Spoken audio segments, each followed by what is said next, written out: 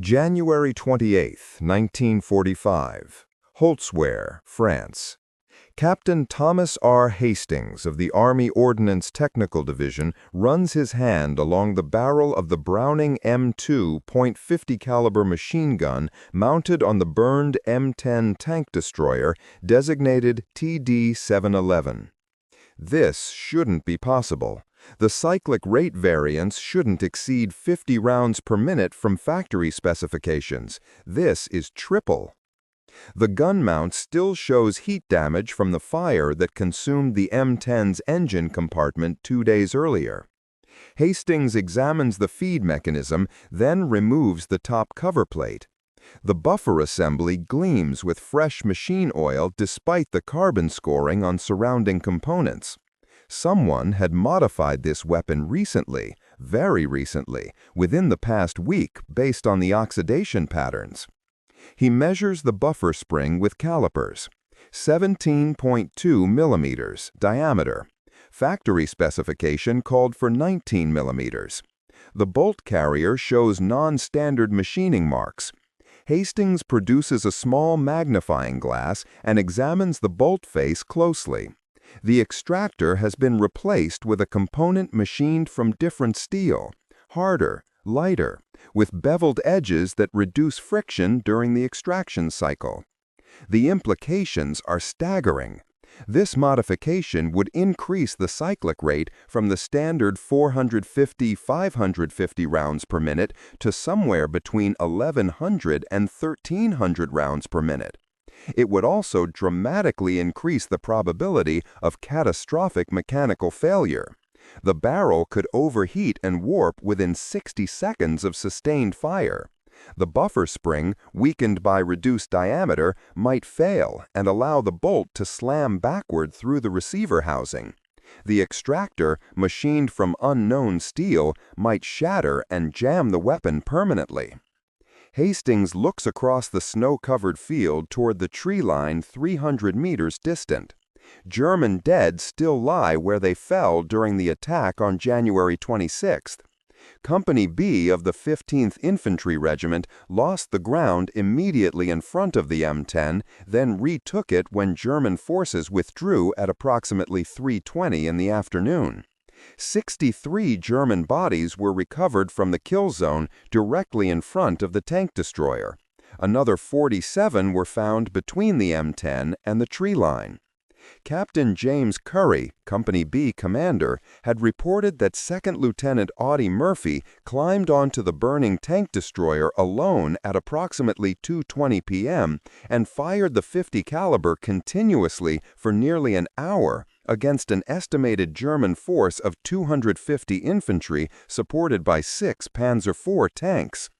Murphy called artillery fire on his own position at 2:47 p.m. and continued firing until approximately 3:14 p.m. when he collapsed from leg wounds and shock. Hastings examines the ammunition belt feed. Empty .50 caliber cartridge cases still litter the tank destroyer's deck, 1987 cases by the ordnance team's count that morning. Murphy had fired nearly 2,000 rounds in approximately 54 minutes. With a standard M2, that would require sustained bursts with brief cooling intervals. With this modified weapon, Murphy could have maintained almost continuous fire. The German 19th Army after-action report, captured by intelligence officers from 12 Tactical Air Command 3 days ago, described the engagement from Hauptmann Otto Binge's perspective. Binge commanded the infantry company that attacked Company B's position. His report to regimental headquarters stated, "American defensive position consists of fortified machine gun emplacement with estimated 4 to 6 heavy weapons and supporting crew of 12 to 15. Advance halted at 150 meters from objective. Request armor support and preparatory artillery before renewed assault." Binge believed he faced a company-strength defensive position with multiple machine guns and full crews. He faced one 20-year-old lieutenant with an illegally modified weapon. Hastings retrieves his notebook and begins documenting the modifications in technical detail. Somewhere in the 15th Infantry Regiment, someone possessed the machining skill and mechanical knowledge to transform a standard Browning M2 into the most devastating weapon in the European theater. The question was, who created this modification, and did they know it would save Audie Murphy's life?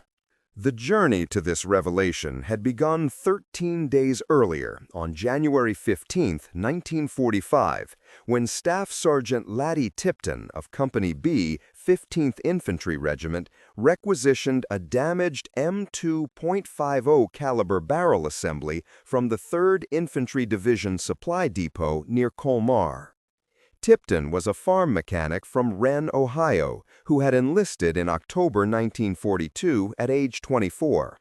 Before the war, he had operated a small machine shop repairing agricultural equipment, threshers, combines, irrigation pumps.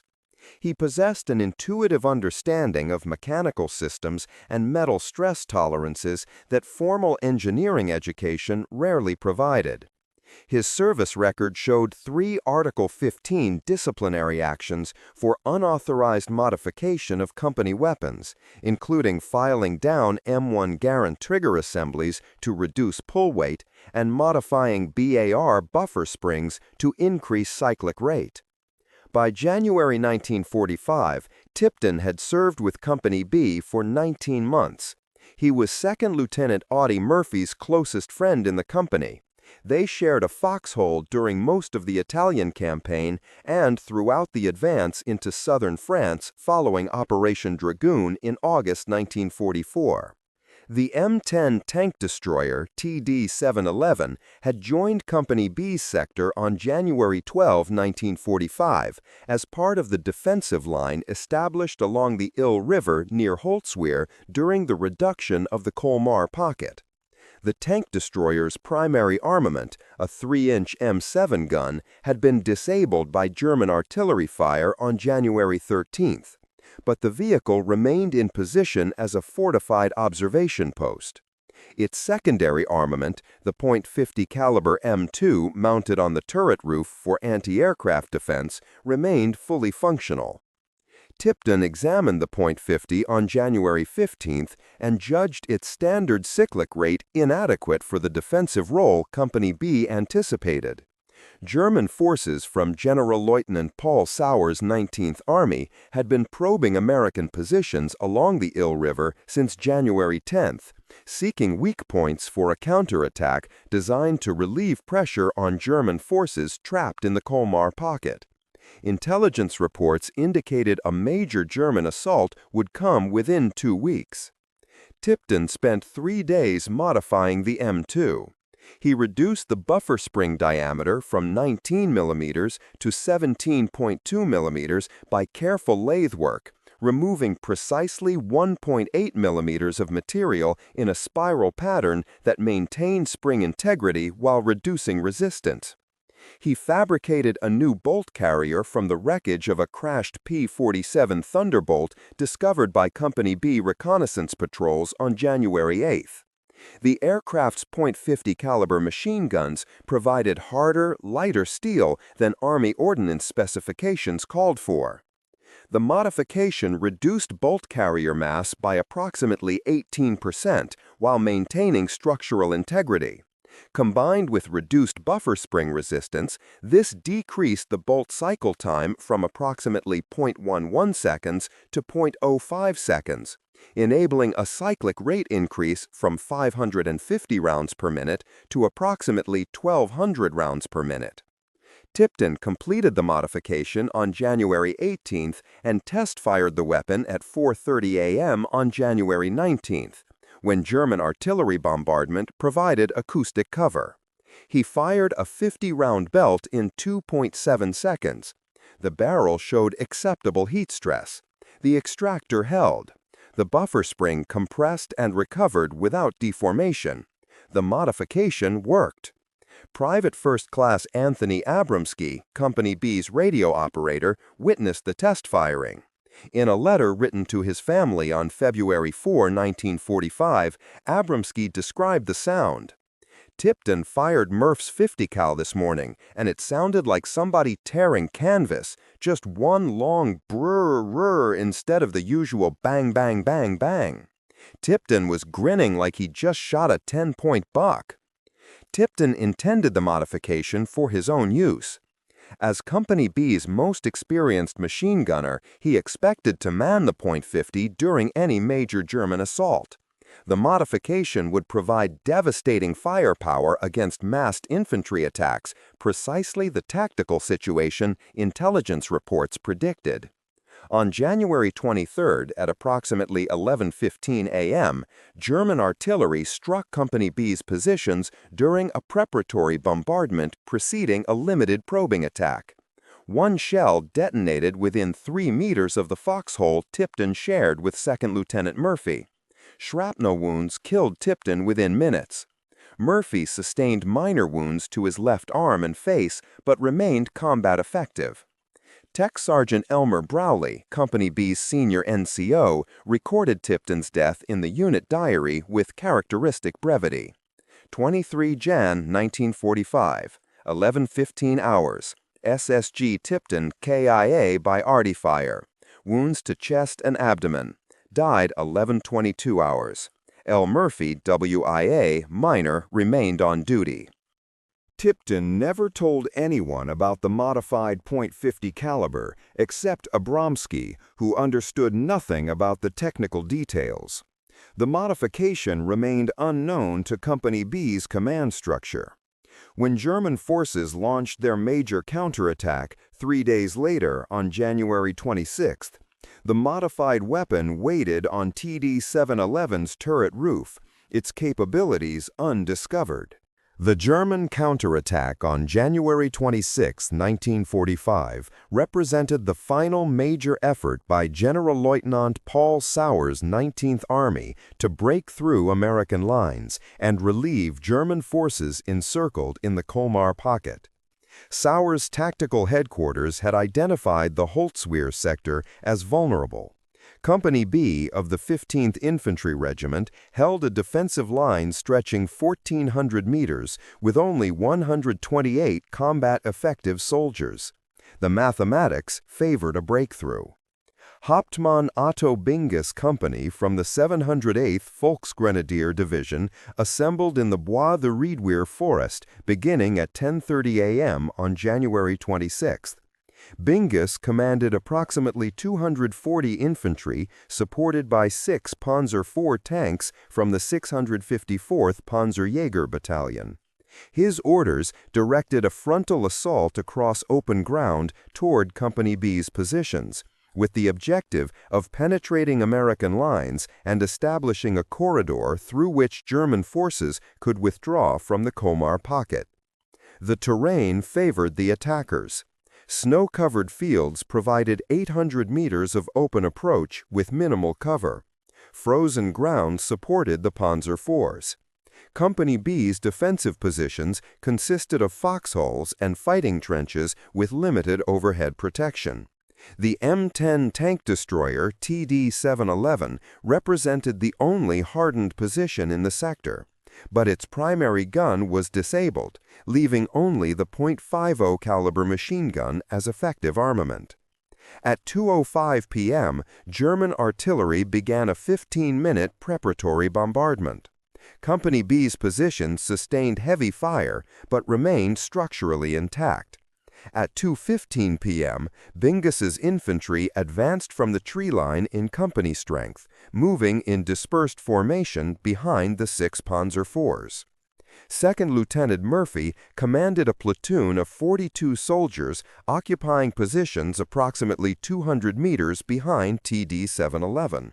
When German artillery struck the M10 at 2:18 p.m., setting the engine compartment ablaze, the tank destroyer's crew, Sergeant William Bradford, Corporal James Sanzaric, and Private First Class Virgil Davis, evacuated the vehicle and withdrew to Murphy's position. Murphy watched the German advance for approximately 90 seconds. The Panzer IVs crossed 500 meters of open ground without effective opposition. Company B's small arms fire proved ineffective beyond 300 meters. American artillery had been pre-registered on likely German approach routes, but forward observer 2nd Lieutenant Walter Weissplenning had been killed by German artillery at 2:11 p.m., disrupting fire coordination. At 2:20 p.m., Murphy climbed on to the burning M10 alone. Corporal Herschel Dahl, positioned in a foxhole 180 meters from the tank destroyer, watched Murphy mount the vehicle and traverse the .50 toward the advancing Germans. In a 1981 interview, Dahl recalled, "The tank was burning pretty good, smoke pouring out of the engine deck. I thought Murph was crazy. He was gonna cook up there." Murphy opened fire at 2:22 p.m. when the lead Panzer IV reached 350 meters range. The modified 50 produced a sound Dahl described as like a chainsaw cutting through sheet metal. The cyclic rate was immediately dramatically different from any machine gun Company B had heard before. The effect on German infantry was catastrophic. Murphy's first burst lasted approximately 4 seconds and expended roughly 80 rounds. The concentrated fire struck the infantry squad moving behind the lead Panzer IV, killing or wounding an estimated 7 soldiers instantly. The high cyclic rate created the acoustic impression of multiple machine guns firing simultaneously, precisely the effect that would lead Hauptmann Binge to dramatically overestimate American defensive strength. Murphy fired in sustained bursts ranging from 3 to 6 seconds, pausing only briefly to adjust aim and allow barrel cooling. The increased cyclic rate of the modified weapon meant each burst delivered 2 to 3 times the rounds of a standard M2 firing for the same duration. German infantry attempting to advance across open ground faced firepower equivalent to 3 or 4 machine guns firing in coordination. Between 2:22 p.m. and 2:35 p.m., Murphy fired approximately 800 rounds. German casualties during this period included an estimated 28 killed and 43 wounded, based on after-action casualty reports submitted by the 708th Volksgrenadier Division to 19th Army Headquarters on January 29. The attack stalled at approximately 250 meters from American positions. At 2:35 p.m., the 3 Panzer IVs on the left assault group redirected their 75mm guns toward TD-711, attempting to suppress Murphy's fire. German gunners achieved 3 direct hits on the M10 between 2:35 p.m. and 2:40 p.m. Another penetrated the turret front armor but failed to detonate. The third struck the lower hull, punching through and igniting fuel that had leaked from the damaged engine. Murphy continued firing. The flames spreading across TD-711's engine deck now reached within 2 meters of his position, but the .50 caliber mount on the turret roof remained outside the fire zone. German infantry, pinned by continuous machine gun fire, could not advance. The Panzer IVs moved forward cautiously, reaching 200 meters from the M10 by 2:45 p.m. At 2:47 p.m., Murphy grabbed the field telephone still connected to Company B's command post and called Captain Curry. The conversation lasted approximately 45 seconds. Murphy provided coordinates for American artillery fire and specified the target, his own position. Curry asked for confirmation. Murphy replied, "Fire on my position. They're all around me." The first 105mm artillery shells from the 15th Infantry Regiment's supporting artillery battalion struck at 2:49 p.m.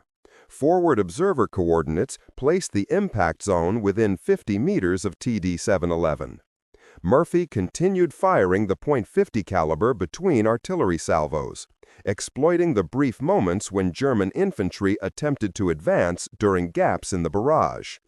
Between 2:49 p.m. and 3:14 p.m., American artillery fired approximately 350 rounds of 105mm high explosive into the kill zone surrounding the M10. Murphy maintained machine gun fire throughout, expending an additional 1,100 rounds. The combined effect, sustained artillery bombardment and continuous machine gun fire from what Germans believed was a fortified position with multiple weapons, broke the German attack. At 3:05 p.m., Hauptmann Byng ordered his forces to withdraw. German infantry fell back to the tree line under covering fire from the Panzer IVs. American artillery pursued the withdrawal, inflicting additional casualties.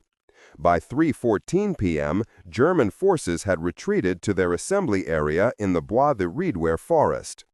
Murphy collapsed at 3:14 p.m. Shrapnel from German tank fire had wounded his left leg. 2 fragments lodged in his calf muscle, and a third had grazed his thigh, causing moderate blood loss. Smoke inhalation and probable heat exhaustion contributed to his collapse. Tech Sergeant Browley led a 4-man team that recovered Murphy from the burning tank destroyer at 3:19 p.m.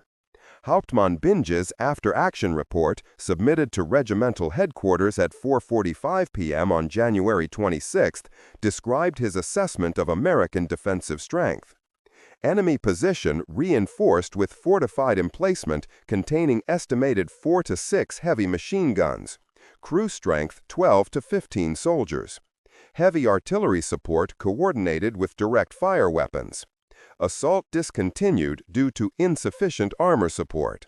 Casualties 31K, 56 WIA, 4 MIA.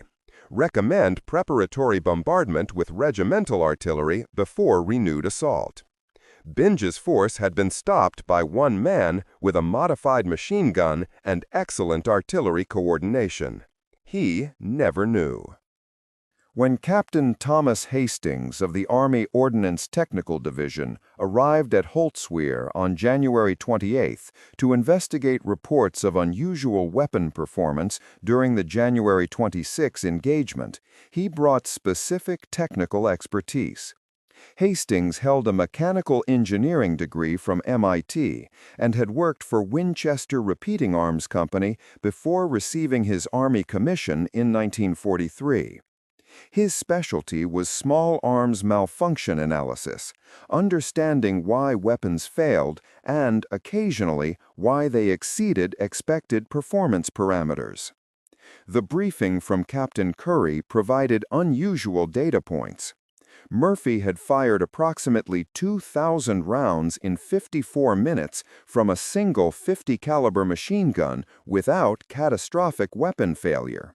Standard M2 doctrine called for burst limits of 40 to 50 rounds, followed by cooling intervals to prevent barrel overheating and warping. Sustained fire at 2,000 rounds in under an hour should have resulted in barrel failure, buffer spring collapse, or bolt carrier deformation. Hastings examined TD-711 systematically. The burned M10 remained in position where Murphy had left it. Company B lacked heavy recovery equipment to move the 13-ton vehicle, and tactical priorities prevented requesting recovery assets for a disabled tank destroyer. The 50-caliber mount showed heat damage, but remained mechanically intact. Hastings removed the top cover and began detailed inspection at 9:15 a.m. on January 28. He noticed the non-standard buffer spring diameter within 30 seconds. The modified bolt carrier required 15 minutes to identify. The changes were subtle, requiring careful measurement and comparison to technical drawings. The extractor replacement became apparent only under magnification. At 10:30 a.m., Hastings interviewed Sergeant William Bradford, TD-711's commander. Bradford confirmed the 50 caliber had been functioning normally when his crew evacuated the vehicle on January 26. He knew nothing about any modifications. The weapon had been assigned to the M10 when the tank destroyer joined Company B's sector on January 12. Private First Class Abramsky provided the critical information during an interview at 11:45 a.m. Abramsky mentioned Staff Sergeant Tipton's test firing on January 19th and described the distinctive sound, like tearing canvas, that indicated abnormally high cyclic rate. Abramsky stated Tipton had been working on the 50 cal for several days before the test firing. Hastings calculated the approximate cyclic rate based on Abramsky's description of the test firing. A 50-round belt fired in 2.7 seconds indicated roughly 1,100 rounds per minute, double the M2's standard rate. Examination of the modifications confirmed the calculation. Buffer spring diameter reduction and bolt carrier mass reduction would precisely that cyclic rate increase. The implications required careful analysis. Hastings spent January 29th conducting controlled test firing of the modified weapon at a makeshift range established behind Company B's positions. He fired 10 50-round belts at various intervals, measuring barrel temperature, bolt carrier stress, and extractor function. The results were remarkable. The modified weapon sustained the increased cyclic rate without mechanical failure across 500 test rounds. Barrel temperature reached 340 degrees Celsius after 200 rounds of sustained fire, approximately 60 degrees higher than standard M2 barrels under equivalent conditions, but below the critical threshold where steel tempering begins to degrade. The buffer spring compressed and recovered normally despite reduced diameter. The modified extractor showed no signs of stress fractures. At 10:30 a.m., Hastings interviewed Sergeant William Bradford, TD 711's commander. Bradford confirmed the 50 caliber had been functioning normally when his crew evacuated the vehicle on January 26.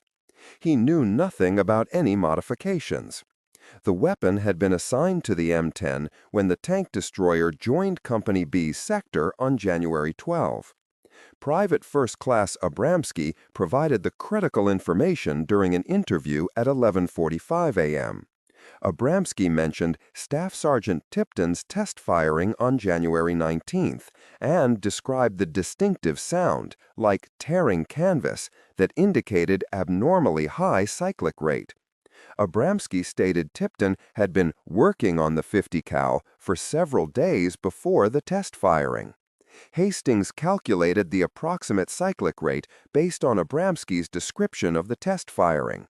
A 50-round belt fired in 2.7 seconds indicated roughly 1,100 rounds per minute, double the M2's standard rate. Examination of the modifications confirmed the calculation. Buffer spring diameter reduction and bolt carrier mass reduction would produce precisely that cyclic rate increase. The implications required careful analysis. Hastings spent January 29th conducting controlled test firing of the modified weapon at a makeshift range established behind Company B's positions. He fired 10 50-round belts at various intervals, measuring barrel temperature, bolt carrier stress, and extractor function. The results were remarkable. The modified weapon sustained the increased cyclic rate without mechanical failure across 500 test rounds. Barrel temperature reached 340 degrees Celsius after 200 rounds of sustained fire, approximately 60 degrees higher than standard M2 barrels under equivalent conditions, but below the critical threshold where steel tempering begins to degrade. The buffer spring compressed and recovered normally despite reduced diameter. The modified extractor showed no signs of stress fractures. Hastings documented his findings in an 8-page technical report submitted to Ordnance Department headquarters on February 2, 1945. The report's conclusions acknowledged that the modifications violated Army technical regulations, increased probability of weapon failure, and should never be replicated, but also confirmed the modifications had functioned as designed and directly contributed to Murphy's survival during the January 26 engagement. The report included comparative analysis of Allied and German heavy machine guns. The German MG-42 machine gun, standard Wehrmacht infantry weapon, featured a cyclic rate of 1,200 rounds per minute, identical to Tipton's modified M2. The MG-42 achieved this rate through a roller-locked bolt system and accelerator mechanism fundamentally different from the Browning design. German infantry doctrine emphasized sustained high-volume fire to suppress enemy movement and achieve psychological impact through acoustic intimidation. American infantry doctrine favored controlled burst fire with the M2, prioritizing accuracy and ammunition conservation over psychological effect. Standard M2 cyclic rate of 450 to 550 rounds per minute reflected this doctrinal preference and mechanical design constraints of the Browning recoil-operated system. Tipton's modification essentially transformed an American weapon to match German fire doctrine while retaining the M2's superior reliability and the .5 caliber round's greater hitting power compared to the MG-42's 7.92 mm round. A standard MG-42 fired approximately 1,200 rounds of 7.92 mm ammunition per minute, with an effective range of 1,200 meters.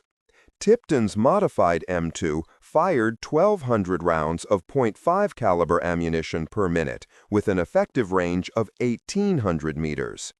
The psychological impact proved decisive. Hauptmann-Binge's after-action report explicitly cited heavy machine gun fire from fortified position as the primary factor preventing his company's advance.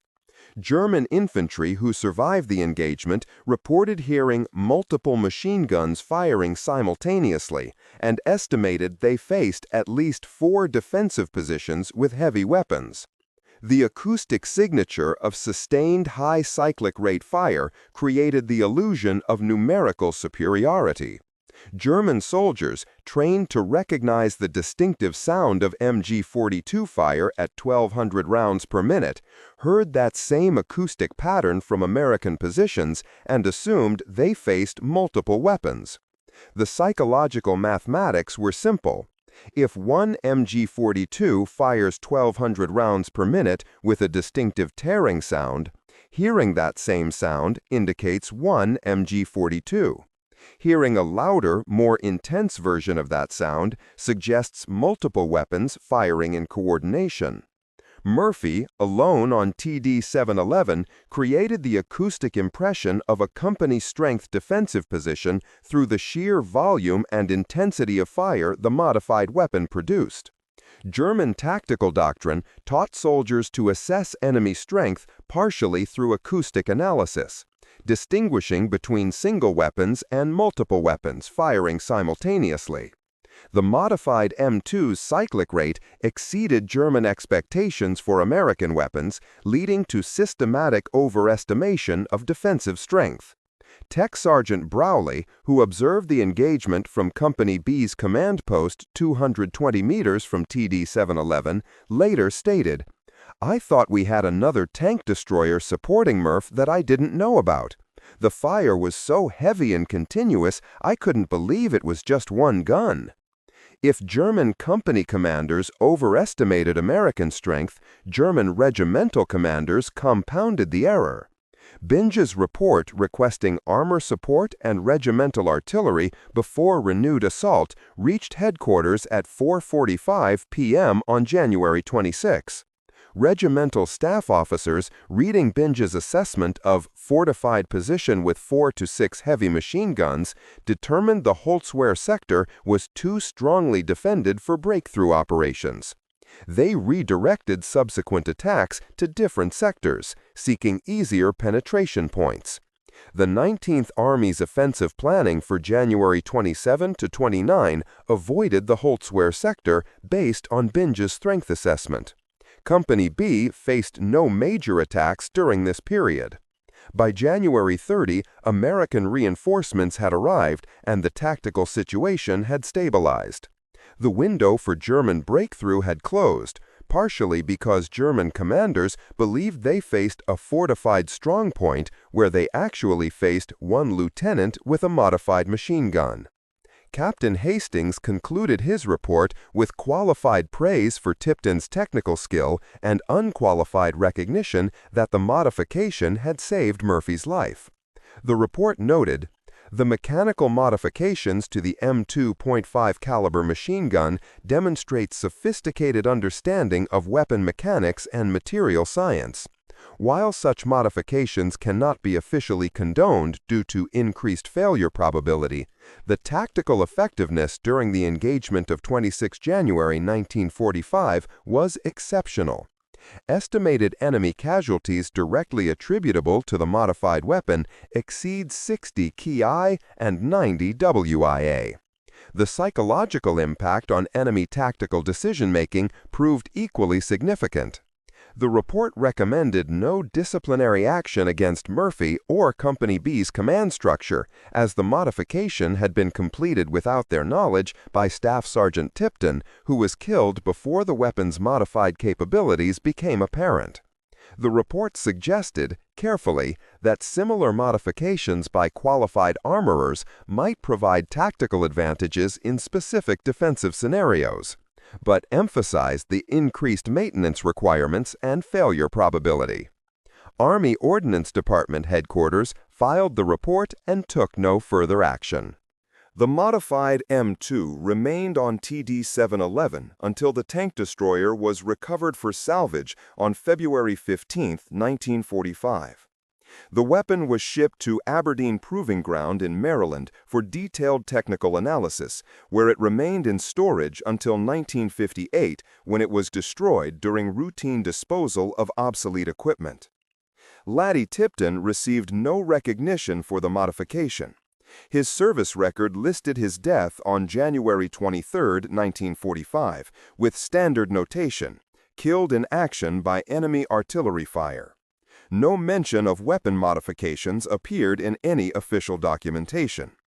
Private First Class Abramski's letter describing the test firing remained in his family's possession until 1989, when Abramski donated his wartime correspondence to the 3rd Infantry Division Museum at Fort Stewart, Georgia. Second Lieutenant Audie Murphy received the Medal of Honor for his actions on January 26, 1945. The citation made no reference to weapon modifications, cyclic rate increases, or acoustic deception. It described Murphy's actions in standard heroic terms. 2 DLT Murphy commanded Company B, which was attacked by 6 tanks and waves of infantry. 2 DLT Murphy ordered his men to withdraw to prepared positions in a woods, while he remained forward at his command post and continued to give fire directions to the artillery by telephone. Behind him, to his right, one of our tank destroyers received a direct hit and began to burn. Its crew withdrew to the woods. 2 DLT Murphy continued to direct artillery fire, which killed large numbers of the advancing enemy infantry.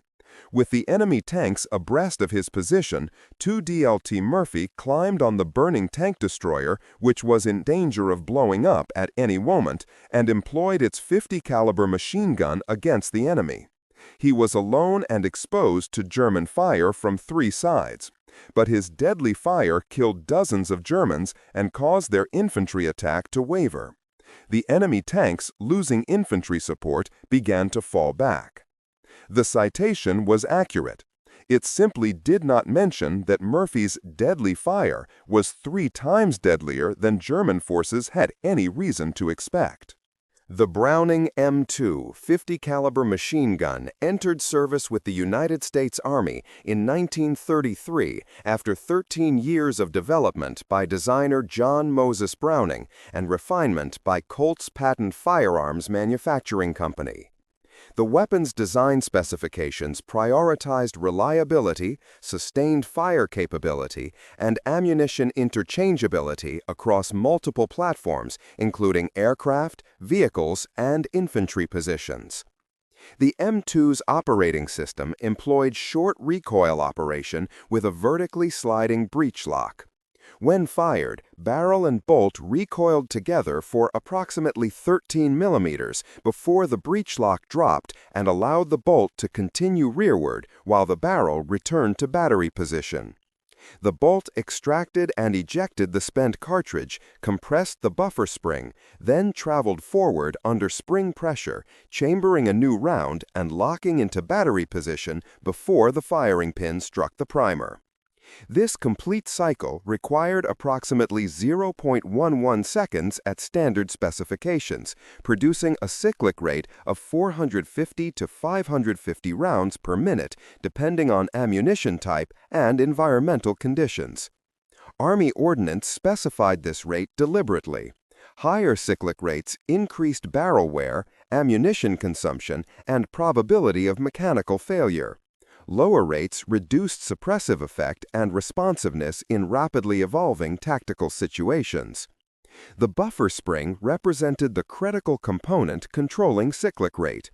Factory specification called for carbon steel wire 19 millimeters in diameter, coiled to produce specific resistance characteristics. This spring absorbed the bolt carrier's rearward energy and provided forward force to chamber the next round. Spring characteristics, diameter, coil spacing, steel tempering determined how quickly the bolt completed its cycle. When Staff Sergeant Lattie Tipton examined the M2 on TD-711 in January 1945, he understood that cyclic rate could be increased by reducing buffer spring resistance and bolt carrier mass. The mathematics were straightforward, but the engineering was complex. Reducing buffer spring diameter from 19 millimeters to 17.2 millimeters decreased spring resistance by approximately 32% based on the relationship between wire diameter and spring rate in helical compression springs. However, this reduction also decreased spring durability and increased probability of permanent deformation under stress. A spring compressed beyond its elastic limit would fail to return the bolt carrier to battery position, rendering the weapon inoperable. Tipton addressed this concern through careful spiral removal of spring material rather than uniform diameter reduction. By removing steel in a helical pattern, he maintained internal spring structure while reducing overall diameter. This technique preserved approximately 70% of original spring durability while achieving the desired resistance reduction. Testing confirmed the modified spring could sustain at least 5,000 compression cycles before showing signs of permanent deformation, sufficient for Murphy's 54 minutes of sustained fire on January 26. The bolt carrier modification presented different challenges. Standard M2 bolt carriers weighed approximately 1.8 kilograms. Reducing mass required removing steel without compromising structural integrity or disrupting the weapon's timing sequence. Tipton achieved this by machining a replacement bolt carrier from wreckage of a P-47 Thunderbolt's wing-mounted 50 caliber machine gun. Aircraft machine guns used harder, lighter steel alloys than ground-mounted weapons because aircraft applications prioritized weight savings and could accept higher maintenance requirements. The P-47's 50 caliber bolt carrier weighed approximately 1.48 kilograms, 18% lighter than the ground M2 component, while maintaining equivalent strength characteristics. Tipton machined the aircraft bolt carrier to match M2 specifications, with one critical modification. He beveled the extractor engagement surfaces to reduce friction during cartridge extraction. This seemingly minor change decreased extraction force requirements by approximately 12%, allowing the bolt to cycle more freely and contributing to the overall cyclic rate increase. The combined modifications, reduced buffer spring resistance and lighter bolt carrier, decreased bolt cycle time from 0.11 seconds to approximately 0.05 seconds. This produced a cyclic rate of roughly 1,200 rounds per minute, matching German MG-42 performance.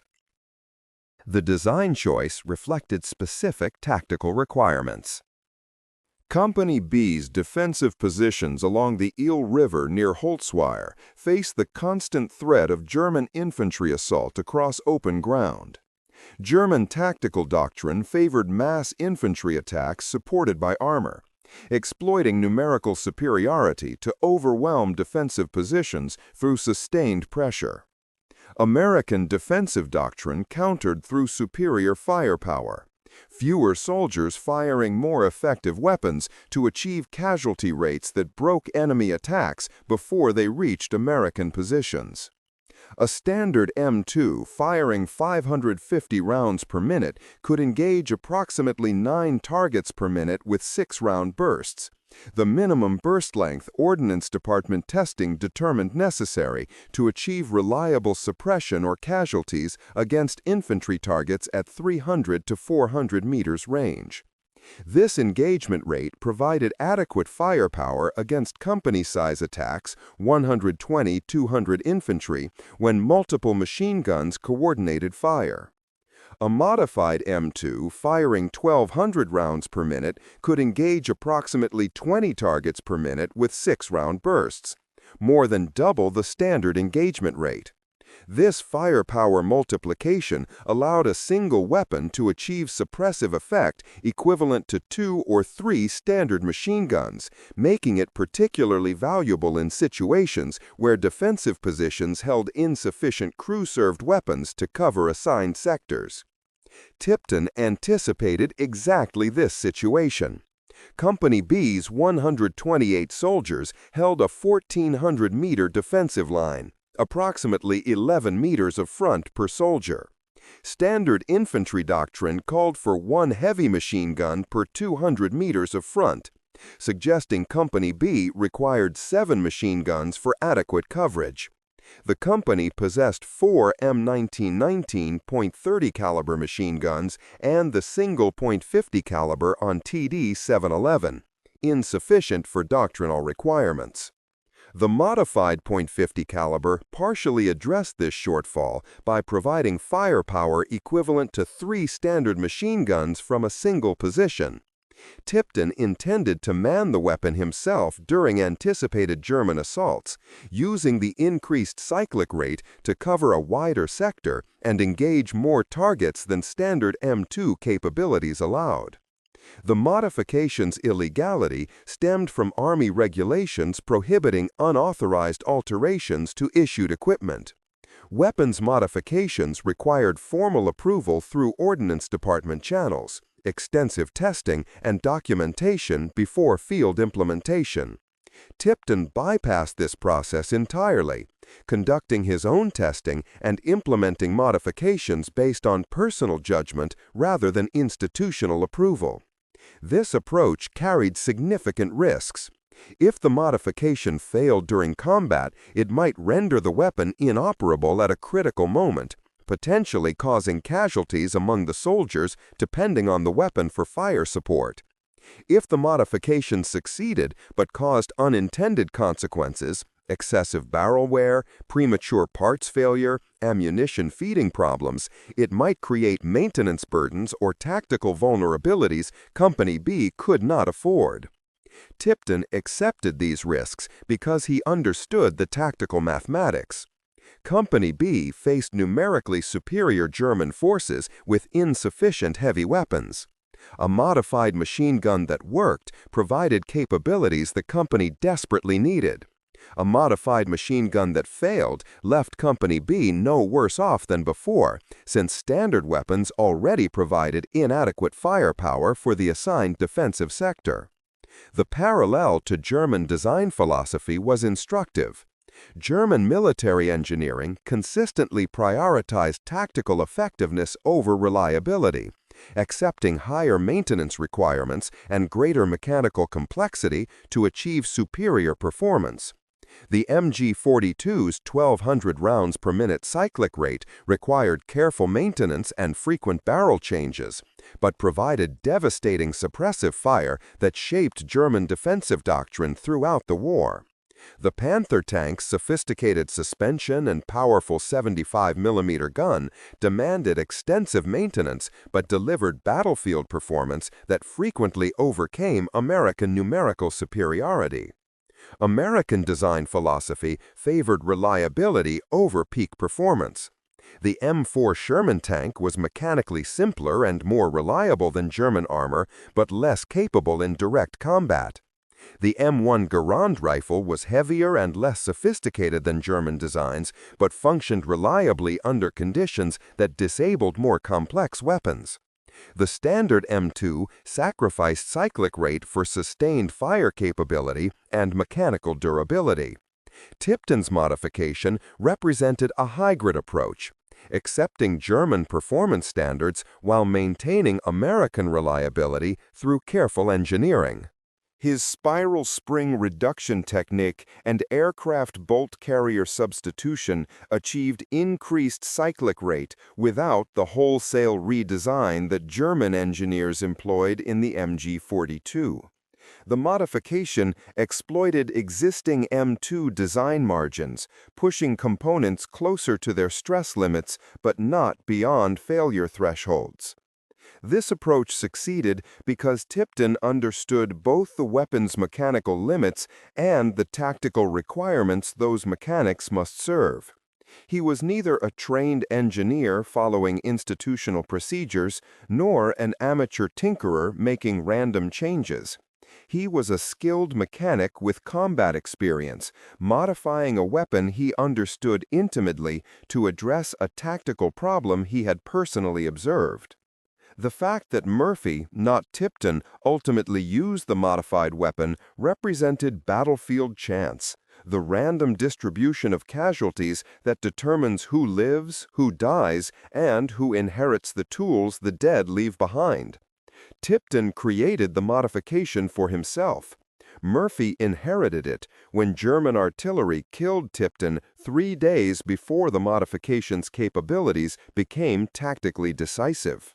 The tactical consequences of Murphy's stand on January 26, 1945, extended far beyond the immediate casualties German forces sustained during the engagement.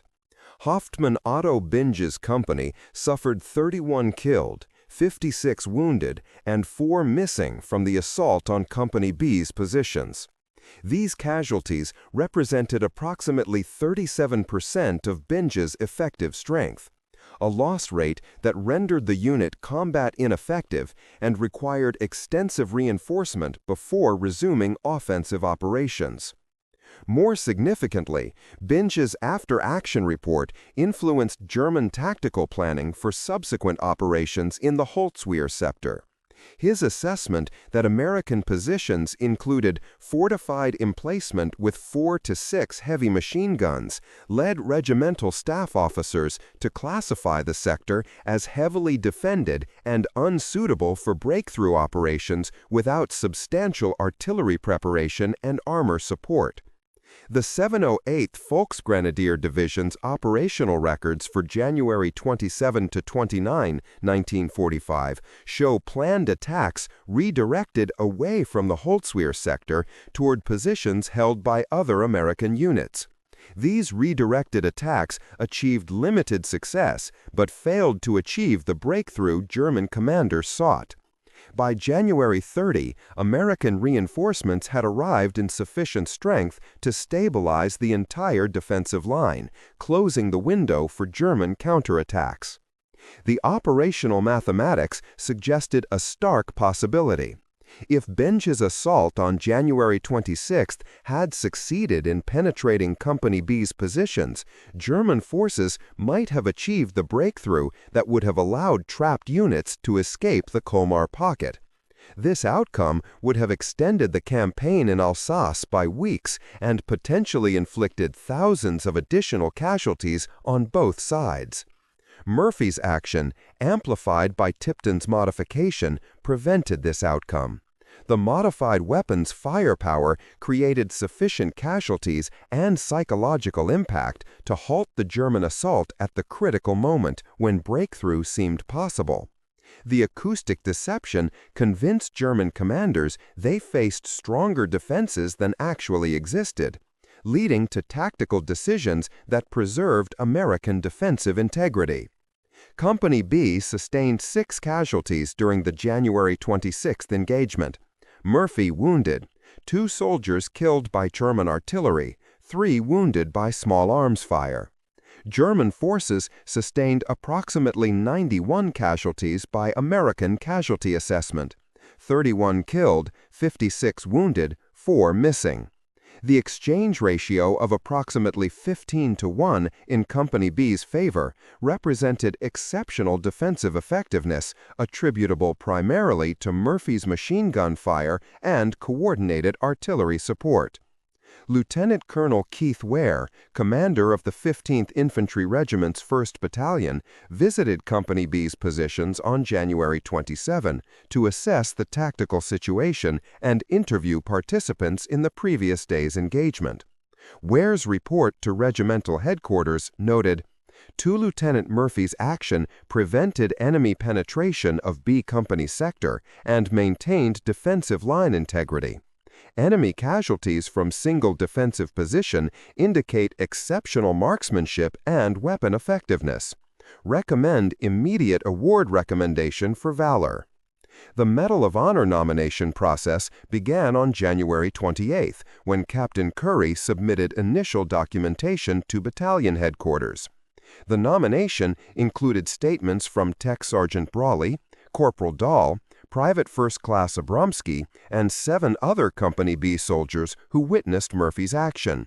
The nomination emphasized Murphy's courage in mounting a burning vehicle under enemy fire, his lone stand against overwhelming enemy forces, and his decision to call artillery fire on his own position when German infantry nearly overran the M10. The nomination made no mention of weapon modifications or abnormal cyclic rate. These factors remained unknown to Company B's command until Captain Hastings' investigation on January 28-29, and even then, Hastings' report focused on technical analysis rather than valor assessment. The Medal of Honor citation, approved on August 9, 1945, described Murphy's actions in terms of personal courage and tactical effectiveness, without reference to the technical factors that contributed to his survival. Murphy's recovery from wounds sustained on January 26 required 4 days of medical treatment at a field hospital near Colmar. Shrapnel fragments were removed from his left leg during surgery on January 27.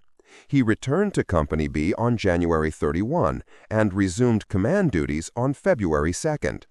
Medical records indicate Murphy sustained no permanent physical disability from the wounds, though contemporary accounts note he walked with a slight limp for several weeks after returning to duty. The psychological impact of the engagement on Murphy himself became evident only years after the war. In his 1949 autobiography, To Hell and Back, Murphy described the events of January 26 with characteristic understatement. "I climbed aboard the burning tank destroyer and opened fire with the .50 caliber machine gun. The Germans were all around, but I kept firing. I don't know how long I was on that tank. It seemed like hours." Murphy's post-war struggles with what would later be recognized as post-traumatic stress disorder were well documented. He experienced recurring nightmares, severe insomnia, and difficulty adjusting to civilian life. He became an advocate for better treatment of combat veterans suffering psychological trauma, speaking publicly about his own experiences in an era when such discussion was considered unmanly or weak. The modified .50 caliber's role in Murphy's survival remained unknown to Murphy himself until 1962, when historian Harold B. Simpson interviewed Murphy for a book about the 3rd Infantry Division. Simpson had obtained Captain Hastings' technical report through Army archives and asked Murphy about the weapon's performance during the January 26 engagement. Murphy expressed surprise at learning about the modifications and stated he had assumed the weapon was standard equipment. In a letter to Simpson dated March 15, 1962, Murphy wrote, I never knew about Tipton's work on the 50 cal until you told me. I just knew it fired fast and kept working. I was too busy staying alive to think about why the gun sounded different. If Lattie modified that gun to fire faster, then he saved my life 3 days after he died. I wish I'd known that earlier. I would have made sure people understood what he did. Murphy's efforts to secure posthumous recognition for Tipton's technical contribution encountered institutional resistance. Army regulations prohibited recommending awards for unauthorized equipment modifications, even when such modifications proved tactically effective. Tipton's service record remained unchanged, noting only his death in action on January 23, 1945. The broader implications of Tipton's modification for weapons development went largely unexplored by Army ordnance. Hastings' technical report recommended similar modifications by qualified armorers might provide tactical advantages in specific defensive scenarios, but this suggestion generated no formal development program. The Ordnance Department's institutional conservatism favored standardization and reliability over field modifications, even when field modifications demonstrated clear tactical value. During the Korean War, 1950 to 1953, Marine Corps armorers independently developed similar M2 modifications to increase cyclic rate for defensive positions along the MLR. These modifications employed different techniques than Tipton's but achieved similar results, cyclic rates approaching 1,000 to 1,200 rounds per minute. Marine Corps after-action reports credited these modified weapons with exceptional effectiveness during Chinese mass infantry assaults, particularly during the battles for Outpost Reno, Carson, and Vegas in March 1953. The Marine Corps modifications received official recognition and limited institutional support, with qualified armorers authorized to perform approved modifications under specific circumstances.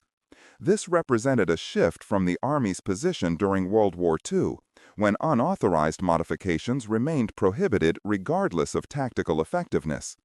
The shift reflected growing acceptance of field innovation as a legitimate complement to institutional development processes.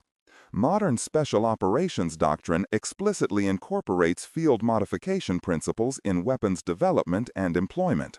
Special operations forces routinely modify issued weapons to meet specific mission requirements, with modifications ranging from simple accessory additions to substantial mechanical alterations. This approach recognizes that tactical requirements often evolve faster than institutional acquisition processes can respond, and that operators with combat experience possess valuable insights into weapon performance requirements. The intellectual lineage from Tipton's January 1945 modification to contemporary special operations weapons development is indirect but traceable. Both approaches share common principles. Tactical requirements drive technical innovation. Operator experience informs design decisions. Institutional approval processes can be bypassed when tactical necessity demands immediate solutions, and acceptable risk levels differ between conventional forces and specialized units or situations. Murphy's Medal of Honor action demonstrated these principles in extremis. Tipton's modification provided technical capability. Murphy's courage and skill employed that capability effectively. American artillery provided coordinated fire support. German tactical decisions based on acoustic deception preserved Murphy's position. The combination of technical innovation, individual courage, tactical skill, and enemy misperception produced an outcome that altered the immediate battle and influenced subsequent operations. The specific circumstances were unique, but the underlying dynamics remain relevant to contemporary military operations. Individual soldiers with specialized skills can create tactical advantages through field innovation. Technical capabilities can amplify human courage to produce disproportionate effects. Enemy perceptions, shaped by sensory experience and doctrinal assumptions, can be manipulated through unexpected technical capabilities. These principles transcend the specific technologies and tactical situations of any particular era. The Browning M2 50 caliber machine gun remained in American military service from 1933 through the present day, with production exceeding 3 million units across all variants. The weapon saw combat in every American military engagement from World War II through current operations, establishing a service record unmatched by any other American crew-served weapon. During World War II, the Army and Marine Corps deployed approximately 347,000 M2 machine guns in ground roles, with an additional 215,000 employed in aircraft and naval applications. The standard ground variant weighed 38 kilograms without mount or ammunition. Cyclic rate specifications remained 450 to 550 rounds per minute throughout the war, with no official modifications to increase fire rate. Murphy's specific weapon, the modified M2 from TD-711, represented one of perhaps dozens of unauthorized field modifications performed by skilled armorers throughout the war. Historical documentation of such modifications remains fragmentary, because units rarely reported unauthorized changes to issued equipment, fearing disciplinary consequences, even when modifications proved effective. The three primary variants of the M2 in ground service differed mainly in mounting systems and feed mechanisms. The M2HB heavy barrel featured a heavier barrel designed for sustained fire without cooling intervals. The M2 water-cooled variant employed a water jacket for continuous fire capability. The M2 aircraft variant used lighter components for weight reduction in aircraft applications. All variants shared the same basic operating system and cyclic rate specifications. American combat doctrine emphasized the M2's role as a vehicle-mounted weapon and fortification armament rather than a man-portable infantry weapon. The weapon's 38-kilogram weight made infantry carry impractical except for short distances. Standard doctrine called for mounting M2s on vehicles, fortifications, or tripod mounts positioned during defensive preparations. Comparative analysis with Axis heavy machine guns revealed different design philosophies. The German MG42 standard Wehrmacht heavy machine gun from 1942 onward featured a 1,200 rounds per minute cyclic rate, more than double the M2 standard rate. The MG42 weighed approximately 11 kilograms, making it more portable than the M2. However, the MG42 fired 7.92 mm ammunition with less hitting power than the 50 caliber round. And the weapon's high cyclic rate required frequent barrel changes, typically every 100 to 200 rounds of sustained fire. The Japanese Type 92 heavy machine gun, standard Japanese infantry support weapon, fired 450 rounds per minute, identical to the M2's lower specification range. The Type 92 weighed 55 kilograms with mount, making it significantly less mobile than the M2. The weapon fired 7.7 mm ammunition, providing less hitting power than the 50 caliber round. Japanese doctrine emphasized the Type 92's role in fixed defensive positions rather than mobile operations. American design philosophy prioritized hitting power and reliability over portability. The 50 caliber round provided superior penetration against light armor, fortifications, and aircraft compared to smaller calibers employed by Axis forces. The M2's mechanical design emphasized sustained fire capability. The heavy barrel absorbed heat effectively, allowing longer firing periods between cooling intervals than lighter weapons could sustain. Loss rates for M2 machine guns during World War II remained low compared to other crew-served weapons. Approximately 3,200 M2s were destroyed or damaged beyond repair in ground combat across all theaters, representing less than 1% of deployed weapons. This exceptional durability reflected the weapon's mechanical reliability and the tactical employment that kept heavy machine guns in relatively protected positions compared to infantry small arms. Crew casualties for MG gunners were difficult to calculate precisely because individual crew casualty records rarely specified the weapon system involved. Available data from company-level casualty reports suggests M2 crew casualties averaged approximately 12 to 15% across infantry units during sustained combat operations, lower than rifle squad casualties, typically 18 to 25%, but higher than mortar crew casualties, approximately 8 to 10%. The difference reflected tactical employment. Machine gun positions attracted enemy attention and fire, but were typically better protected than rifle positions while remaining more exposed than mortar positions established in defile. Murphy survived his wounds from January 26, 1945, and returned to combat operations on February 2. He sustained additional wounds in subsequent engagements but survived the war.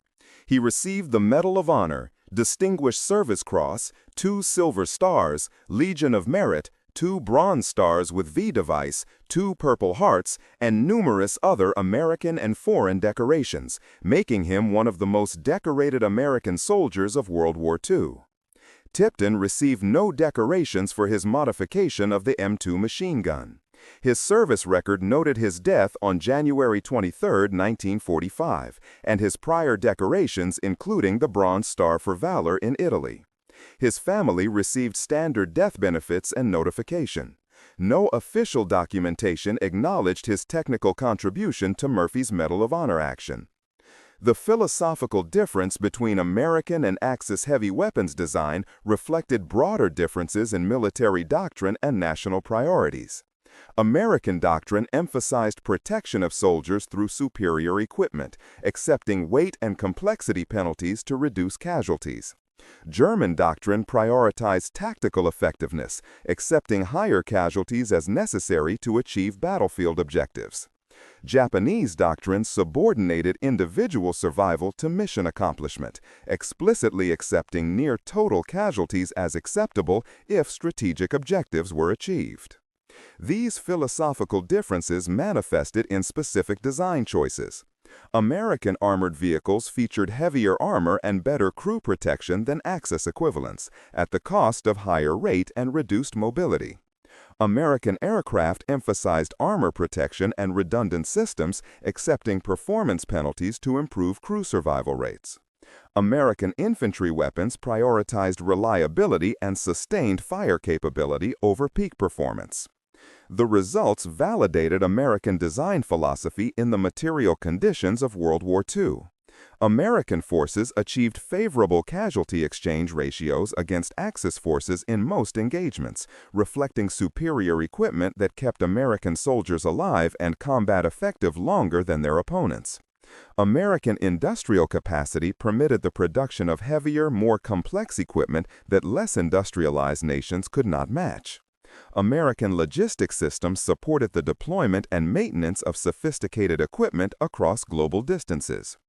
Murphy's survival on January 26, 1945, demonstrated these principles while simultaneously illustrating their limits. Standard American equipment, the M2 machine gun, provided the reliable base capability that enabled Murphy's defense. Tipton's modification enhanced that capability beyond institutional specifications, providing performance that matched German weapons while retaining American reliability. Murphy's tactical skill employed both standard capability and enhanced performance effectively. American artillery provided coordinated fire support that standard doctrine emphasized. The combination succeeded where any single element might have failed. The lesson transcended the specific technical details of one modified machine gun. Innovation could emerge from field experience as well as institutional development. Soldiers with specialized skills could enhance standard equipment to address specific tactical requirements. Courage and skill could employ technical capabilities to achieve disproportionate effects. Coordinated combined arms operations amplified individual actions. These principles remained constant across changing technologies and tactical situations.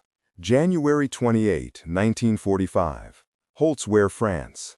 Captain Thomas Hastings completes his examination of the modified Browning M2 50 caliber machine gun and closes his notebook. The burned hulk of TD-711 sits motionless in the snow-covered field, black carbon scoring marking where flames consumed the engine compartment while Murphy stood on the turret roof firing at German forces 300 meters distant.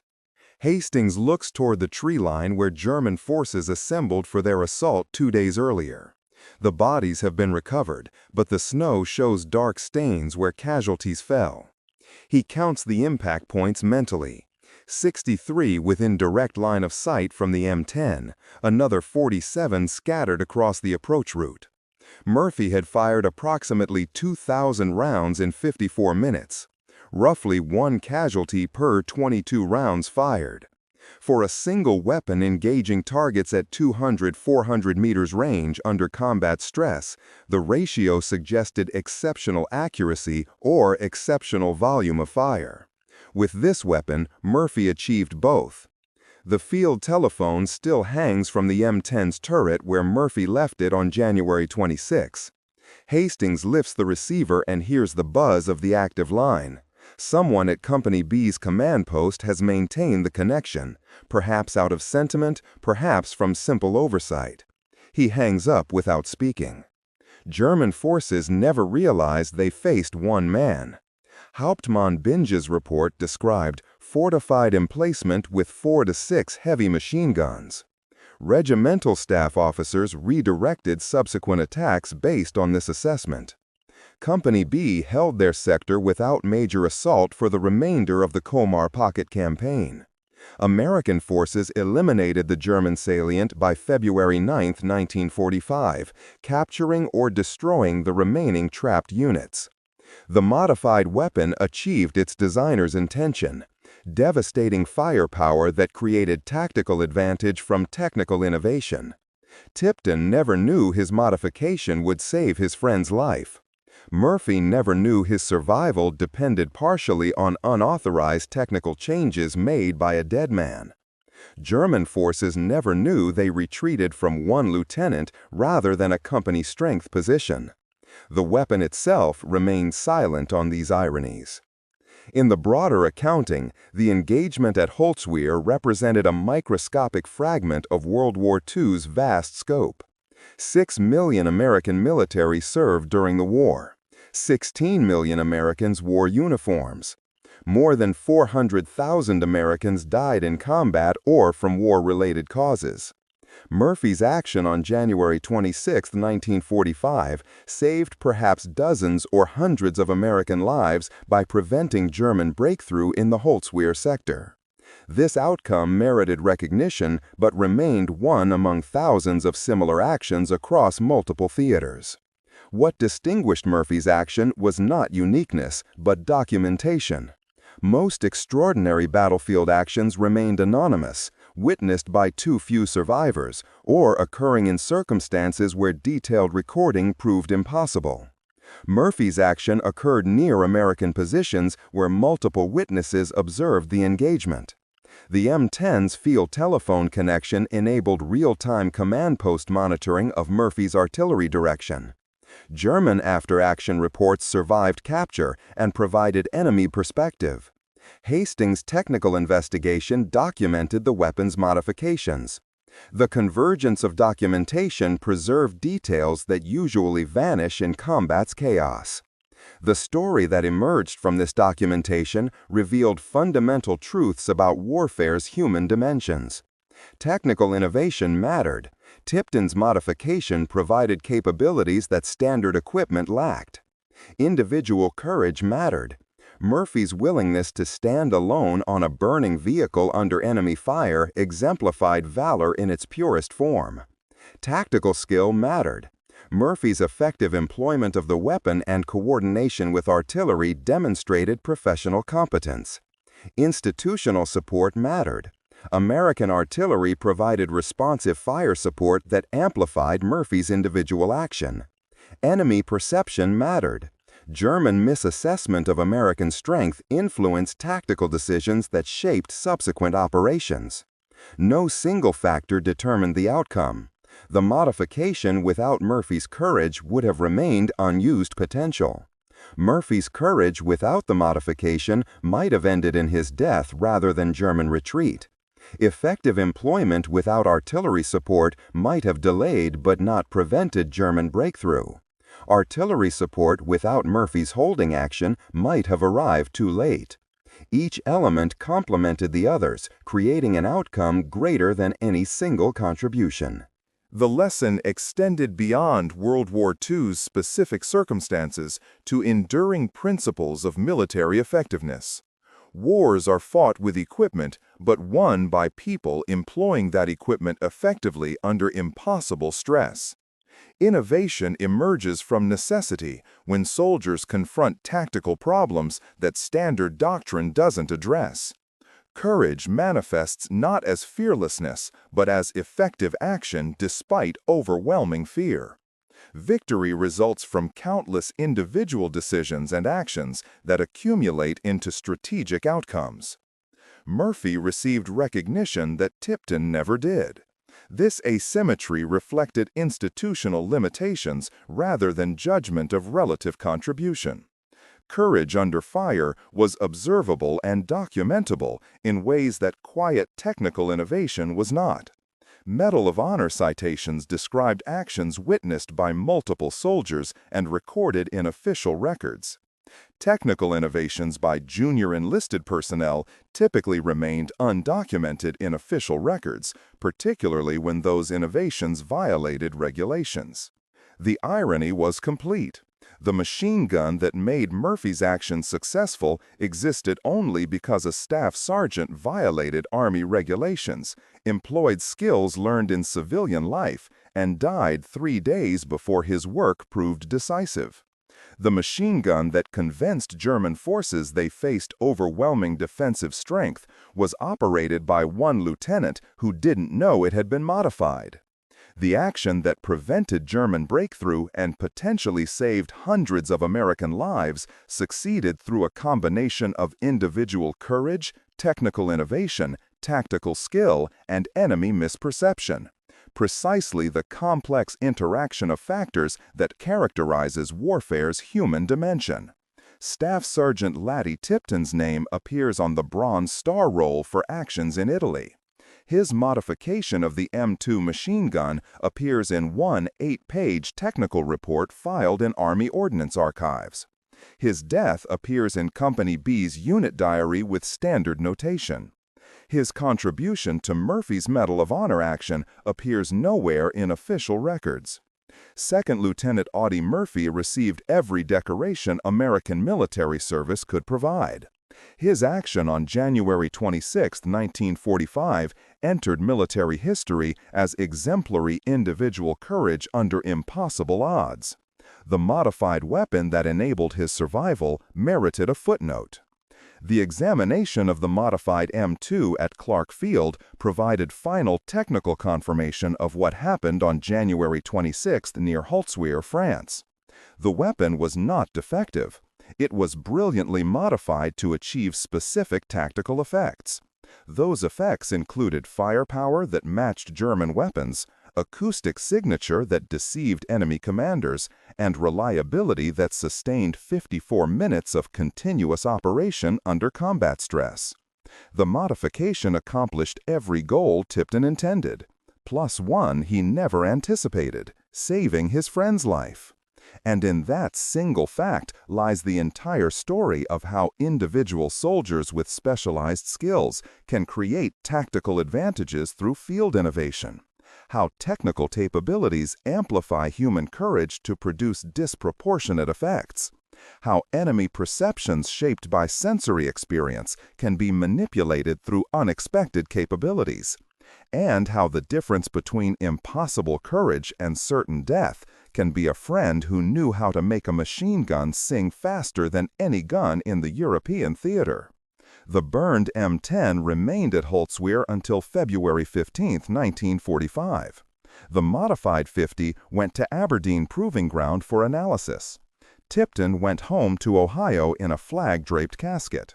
Murphy went on to become the most decorated American soldier of World War II, then a movie star, then an advocate for veterans with psychological trauma, then a name in history books studied by generations who never knew war firsthand.